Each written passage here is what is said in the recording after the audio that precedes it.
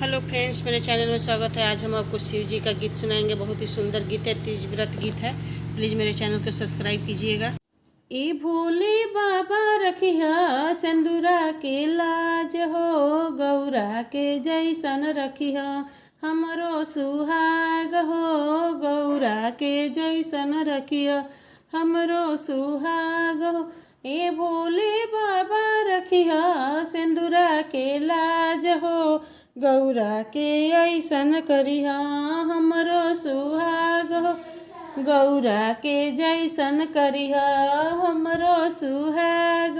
तीज के बरतिया कैनी निर्जल उपवास हो, तीज के बरतिया कैनी निर्जल उपवास हो, गौरा के जैसन रखिहा हमरो सुहाग हो, गौरा के जैसन रखिया हमरो सुहाग हो। गंगा के जल से तोहके नहवाई भी, धूप दीप और दिया न जलाई भी हो। गंगा के जल से तोहके नहवाई भी, धूप दीप और दिया न जलाई भी हो। अक्षत चढ़ाई भी हम धतुरौरी भांग हो, अक्षत चढ़ाई भी औरी धतुरौरी भांग हो, अक्षत चढ़ाई भी औरी धतुरौरी भांग हो। गौरा के जैसन रखिया हमरो सुहाग हो, गौरा के जैसन रखिया हमरो सुहाग हो। ए भोले बाबा रखिया सिंदूरा के लाज हो, गौरा के जैसन रखिया हमरो सुहाग हो, गौरा के जैसन रखिया हमरो सुहाग हो। बिंदी सिंदूरा चूड़ी औरी कंगनवा हो, बिंदी सिंदूर चूड़ी औरी कंगनवा हो।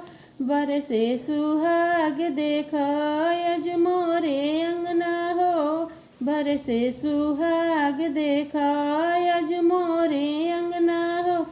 गौरी के जैसन रखिया हमरो सुहाग हो, बाजे पायलिया जैसे गौरा जी के सांझ हो, गौरा के जैसन रखिया हमरा सुहाग हो, गौरा के ऐसन रखिया हमरा सुहाग हो।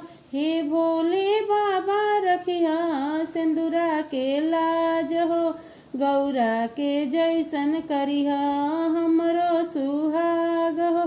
तीज के बरतिया कैनी निर्जल उपवास हो, गौरा के जैसन रखिया हमरो सुहाग हो, गौरा के जैसन रखिया हमरो सुहाग हो, गौरा के जैसन रखिया हमरो सुहाग हो, गौरा के जैसन रखिया हमरो सुहाग हो।